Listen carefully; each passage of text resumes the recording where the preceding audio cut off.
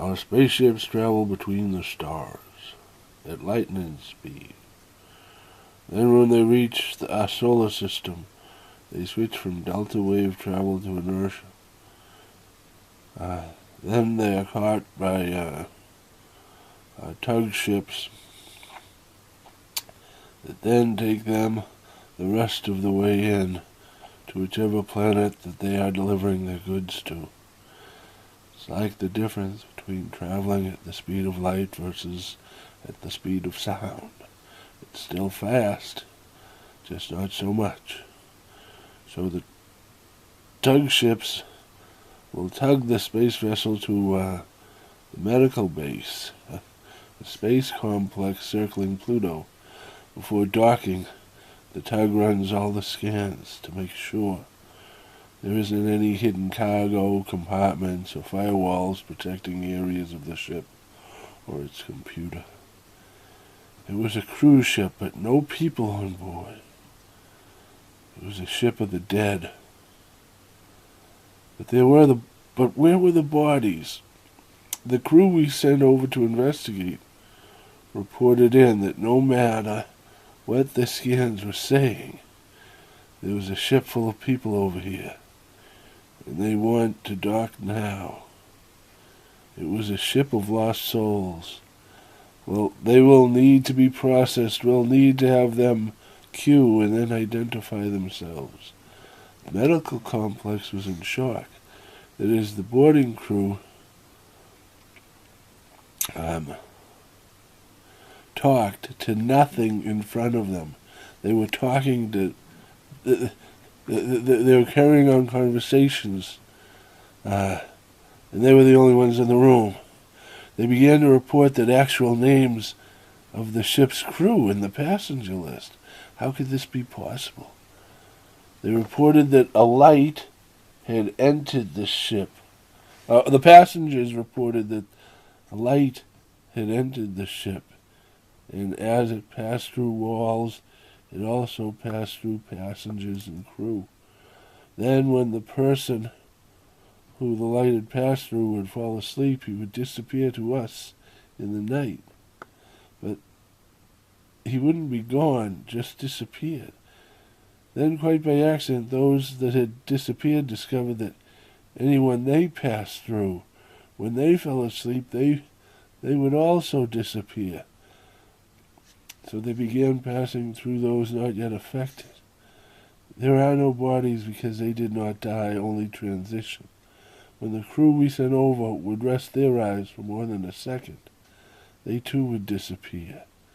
Then one of the drones we had released to fly around the halls of the ship, sending back images, spotted a ripple in one of the higher frequencies, and so it entered a child's room that was filled with space crystals, perfectly formed space crystals that are all the rage among our young. So the drone stayed fixed in that room studying the space crystals.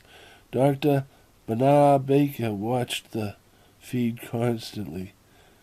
What was it, she thought? Then there it was again, a barely noticeable ripple in space. She ran to the medical chief.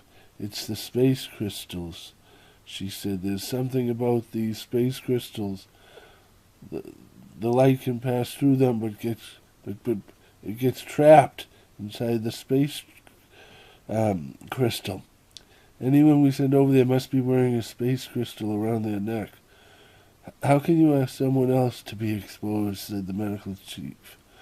I volunteer, she said. Just then the sirens went off. The ship's computers could no longer locate 3 people on the medical base. They had crossed over. The chief medical officer went on the intercom. Wherever you are, find a piece of space crystal and hold on to it.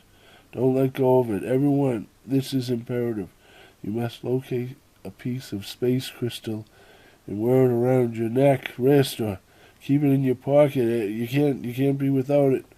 But until this crisis passes, do not be without a piece of space crystal. It's the only thing that might keep you from becoming infected. The chief medical officer ordered the labs to begin growing space crystals full out. Then it happened. One of the people without a piece of space crystal, when he had he was trying to stay awake. He knew he had been infected, and they handed him a piece of space crystal, and he said, "Ouch!" It felt like static electricity had passed through him.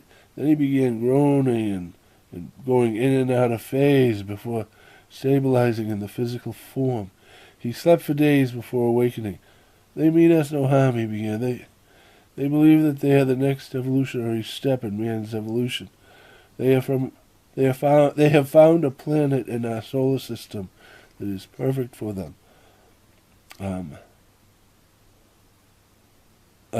Most have already begun the journey to that planet. They will wait there until man is ready to join them. There are some waiting on the medical concourse for any of you who wish to join them before the missiles get here. What missiles?